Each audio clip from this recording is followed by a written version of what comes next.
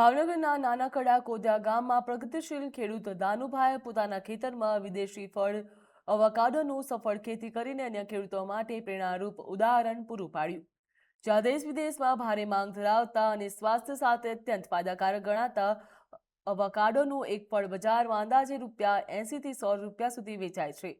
તેની વધતી માંગને ધ્યાનમાં રાખીને દાનુભાઈએ સોશિયલ મીડિયા ઉપર વિડીયો જોઈને ખેતી કરી હતી અને તે નિર્ણય લીધો હતો. ત્યારબાદ નર્સરીમાંથી ગુણવત્તાયુક્ત છોડ લાવી પોતાના ખેતરમાં તેનું વાવેતર કર્યું હતું. યોગ્ય માવજત, સિંચાઈ અને સંભાળના કારણે આજે તેમના બગીચામાં સારું ઉત્પાદન પણ મળી રહ્યું છે, જેના કારણે તેમને સારી આવક પણ મેળવી રહ્યા છે. દાનુભાઈ જણાવે છે કે એવોકાડોની ખેતી માટે યોગ્ય જમીન, પાણીનો નિકાલ અને નિયમિત માવજત ખૂબ જ જરૂરી છે.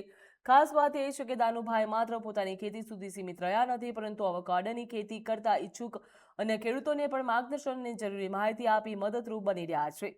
ટેકનોલોજી અને યોગ્ય માહિતીના આધારે ખેડૂત પરંપરાગત ખેતીથી આગળ વધે અને વધુ નફાકારક પાકોની ખેતી કરીને પોતાની આવકમાં વધારો કરી શકે.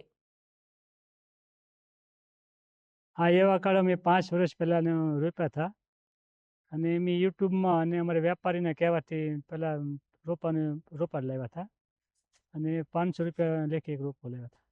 ફ્રૂટનો તો સાઈઝ માથે હોય, વેપારી એ બધા લોકો સાઈઝ માથે વેચે ટૂંકમાં, પણ જેવું ફ્રૂટ અમારે તો 400-500 ગ્રામ બધીનું ફ્રૂટ થાય.